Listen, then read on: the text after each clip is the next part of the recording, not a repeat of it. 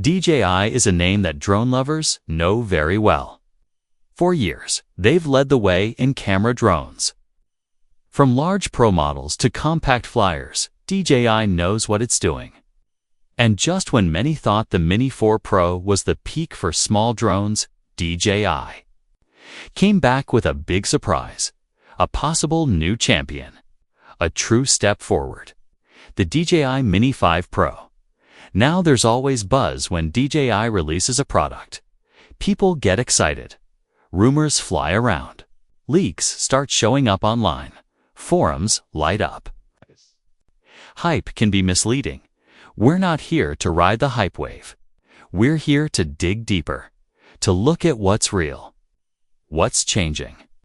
What truly matters if you want the best drone in a tiny package? Let's begin with the most important part of any camera drone, the camera itself. The camera, more than just megapixels, the Mini4 Pro already set a high standard. It came with a 1.3-inch CMOS sensor. That may not sound huge, but for a drone under 250 grams, that was impressive. It meant the Mini4 Pro could deliver very good quality.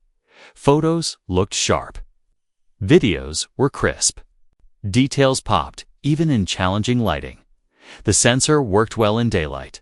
But what truly impressed people was how well it performed at sunset, sunrise, and even at night.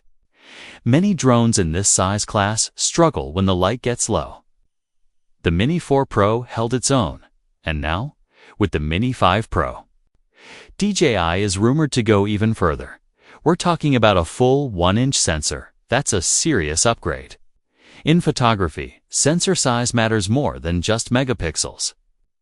A larger sensor brings in more light. More light means more information. More detail, less noise. Better color, smoother gradients. And, most importantly, better results in real-world conditions.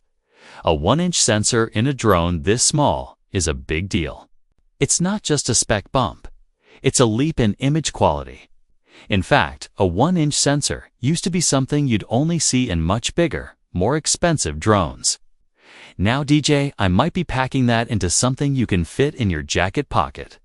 Low light power, unlocking new possibilities. Let's talk more about light. Why does it matter? Because light is everything in photography and video. A small sensor struggles in low light. It has to boost brightness using software. That leads to grain, noise, and soft images. But a bigger sensor doesn't need to cheat. It simply gathers more natural light. And that means better results. Cleaner footage, sharper images. Truer color. Picture this. You're flying just after sunset. The sky is deep blue. The city lights are starting to glow. With a smaller sensor, those shots might come out muddy. No detail in the shadows. Highlights blown out. But with a 1-inch sensor, the story changes. Now you see texture in the sky. Details in dark rooftops. Bright lights don't overpower the shot. Everything looks balanced. And that's not just technical, it's creative. Because when you trust your drone to perform in more conditions, you use it more. You take more risks. You get more unique footage. You tell better stories, video resolution, more than just pixels. Mini4 Pro already supported 4K video at 60 frames per second. That's solid, smooth motion, sharp visuals. But now, leaks suggest the Mini5 Pro might take things to the next. Level 2 5.3K video at 30 frames per second. What's the point of 5.3K? It's not just about bragging rights, it's about flexibility. Let's say you're shooting in 5.3K and you want to crop into the shot during editing. You want to zoom slightly, or maybe reframe to adjust the composition. With 5.3K, you can do all that and still export in full 4K without losing quality. You're not just filming. You're capturing extra space to play with in post-production, and that changes how you shoot. It gives you freedom. You can worry less about getting everything perfect in real time. You can fix it later cleanly. Professionally, D-Log-M and 10-bit color. Professional tools and a tiny body. Let's go even deeper. The Mini5 Pro is expected to support D-Log-M and 10-bit color. That's pro level. If you're not familiar, D-Log-M is a flat color profile. It captures a wider range of tones. It doesn't look amazing straight out of the camera, but that's the point. It gives editors room to shape the look. Pull shadows, soften highlights. Boost saturation just where you need it. 10-bit color means more shades between colors. That means smoother skies, better gradients, less banding, and most of all, more power when color grading. You're working with more data, more information, more room to get the look you want. This kind of feature used to be only for big drones, big sensors, big price tags. Now DJI is putting it into something that weighs less than a soda can. That's amazing. Stabilization and gimbal, keeping it steady now. We move from the camera to the gimbal, the part that keeps everything smooth. The Mini4 Pro had a solid gimbal. 3-axis stabilization, vertical shooting, kept footage stable, even in light wind. That made it ideal for both horizontal cinematic video and vertical content for social media. You could fly and post to TikTok or Instagram with ease. But it had its limits. Sometimes it couldn't tilt as far up or down as you wanted.